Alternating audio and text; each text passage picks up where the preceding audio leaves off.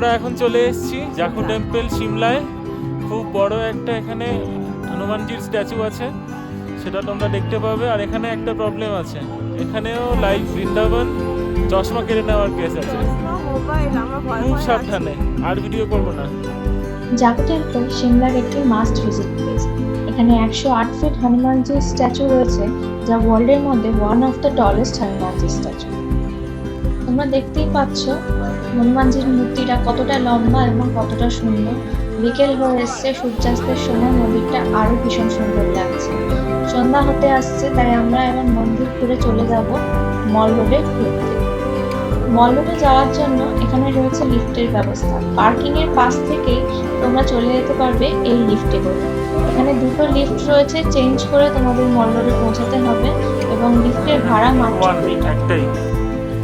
প্রথম লিফট থেকে আমরা নেমে গেছি এবং সেকেন্ড লিফটে যাওয়ার জন্য এটা হলো রাস্তা। আমরা এবার চলে যাব সেকেন্ড লিফটে।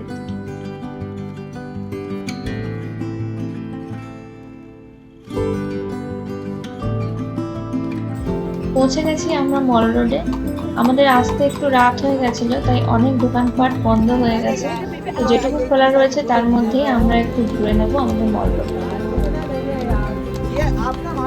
এখানে এসে প্রথমে আমরা একটু কফি খেয়ে তারপর শপগুলো ঘুরে ঘুরে দেখছিলাম। একটু রাত হয়ে গেছে বলে অনেক শপই বন্ধ হয়ে গেছে, তাই আমরা আর বেশি দূর যাব না। এমনিতে মেলটা ভীষণ সুন্দর, আমরা টুকটাক কেনাকাটিও করেছি, যেগুলো এখন আর তোমাদের দেখানো হলো না।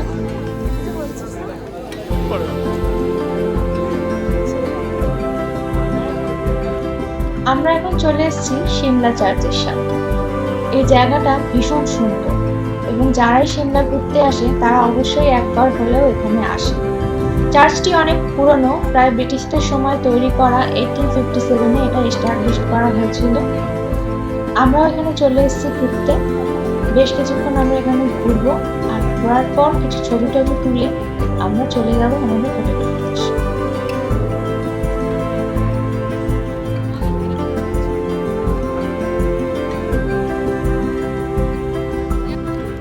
এখানে একটি সুন্দর গান্ধীজির মূর্তি রয়েছে, যা এই জায়গাটাকে আরো সুন্দর করে তুলেছে। দিনের থেকেও রাতের আলোয় মল রোডটা আরো ভীষণ সুন্দর লাগছে। ফেরার সময় লক্ষ্য করলাম এখান থেকে হনুমানজির স্ট্যাচুটিও দেখা যায়। তোমরাও একটু লক্ষ্য করলে দেখতে পাবে এখান থেকে হনুমানজির স্ট্যাচুটা দেখা যাচ্ছে। আজকের মতো ভিডিওটা এই পর্যন্তই। তোমাদের ভিডিওটা কেমন লাগলো অবশ্যই কমেন্ট করে জানিও। আর যেতে যেতে তোমাদের দেখিয়ে দেবো রাতের সিমলা শহরটা। অবশ্যই জানিও তোমাদের কেমন লাগলো।